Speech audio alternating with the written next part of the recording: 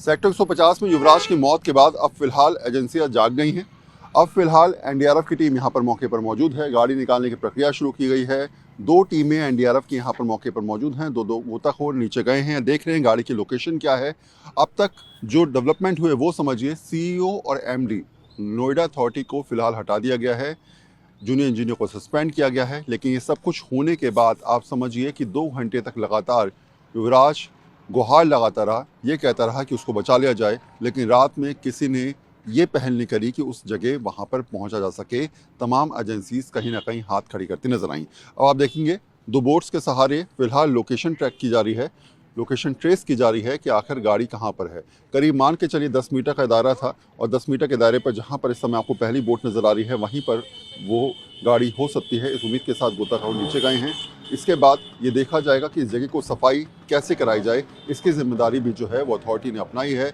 बाकायदा क्रेन आप देख होंगे, क्रेन आई है और इस क्रेन के जरिए गाड़ी को निकालने की प्रक्रिया की जाएगी। लेकिन उससे पहले अथॉरिटी की जिम्मेदारी, एनडीआरएफ की टीम के साथ मीटिंग, और ये देखा जाएगा कि आखिर इस पूरे इलाके में जितना पानी भरा हुआ है, ये बेसमेंट में इस पानी को निकालने की प्रक्रिया क्या पॉसिबल है या फिर नहीं। दूसरी बात, अगर पॉसिबल नहीं है तो इस गाड़ी को क्रेन से निकालने की प्रक्रिया कैसे रहेगी, उसको देखा जाएगा। और उसी सोच के हिसाब से फिलहाल एनडीआरएफ के तमाम जवान यहाँ पर मौके पर मौजूद हैं। लेकिन एक बहुत स्पष्ट बात है, जो परिस्थितियाँ बनी पिछले 2-3 दिनों में, वो ये समझाती हैं कि तमाम एजेंसीज, तमाम अथॉरिटीज़, तमाम लोग फेल होते नजर आए जब ऐसे हालात बन जाते हैं जो सिस्टम पर कहीं ना कहीं सीधे तौर पर तमाचा है। हुई क्या बातचीत रही और क्या एक्शन की वो मांग कर रहे हैं और किस? देखिए, मेरी बातचीत नहीं हुई। मैं दुख प्रकट करने के लिए उस परिवार में गया था। वहाँ उसके परिवार के, युवराज मेहता के संबंधी लोग मुझे मिले थे परिवार के, और मैं दुख प्रकट करने गया था।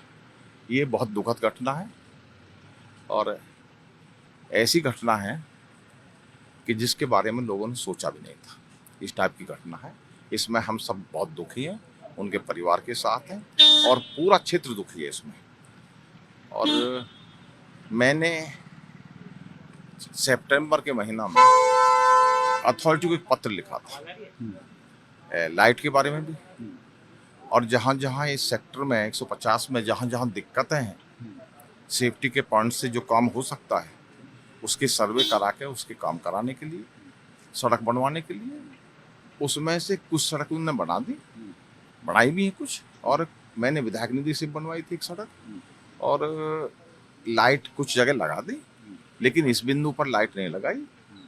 जेई की लापरवाही रही है, अथॉरिटी के जेई की। हमने अथॉरिटी के जेई को टर्मिनेट करवा दिया है और इस केस को हम ऊपर तक, माननीय मुख्यमंत्री, मैं आप मीडिया वालों का भी आभारी हूँ कि उन्होंने केस को बहुत अच्छी तरह से उठाया, और हमने माननीय मुख्यमंत्री, मैंने भी, और माननीय सांसद डॉक्टर महेश शर्मा जी ने भी, जो यहाँ सांसद हैं, उन दोनों ने, हमने मिलकर के इसको ऊपर माननीय मुख्यमंत्री के संज्ञान में मिलाए।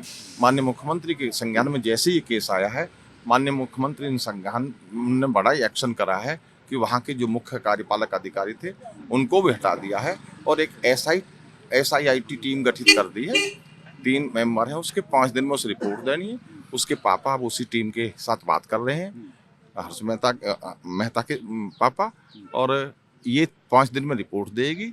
और इसमें जिसकी भी लापरवाही रही है, जिसकी लापरवाही के कारण हमारे युवराज मेहता की जान गई है, उस पर ऐसी कठोरतम कार्रवाई हम कराएंगे। और हमारी सरकार, योगी जी की सरकार, कार्रवाई करने में कंजूसी नहीं बरतती है। ऐसी कार्रवाई होगी, भविष्य में इस तरह कोई पुनरावृत्ति ना हो। और मैंने अथॉरिटी को भी निर्देशित किया है पुनः कि 150 सेक्टर्स में सेफ्टी के पॉइंट से जहां भी जो कार्य होना है, नहीं हुआ अभी तक, उसका तुरंत सर्वे करा जाए और सर्वे कर करके हम काम करा जाए। मैं समझता हूँ अथॉरिटी की टीम शायद सर्वे करने आई होगी। सर, एक सवाल ये है कि डिजास्टर मैनेजमेंट की हर बार मीटिंग होती है, क्या आपको लगता है कि इस क्षेत्र का डिजास्टर मैनेजमेंट बिल्कुल शीर था कि 2 घंटे तक कोई आदमी जो है वो जान बचाने की करता रहा, ना बोट्स मिल पाई, ना चीज़ें मिल पाई, ना गोताखोर कूद पाए?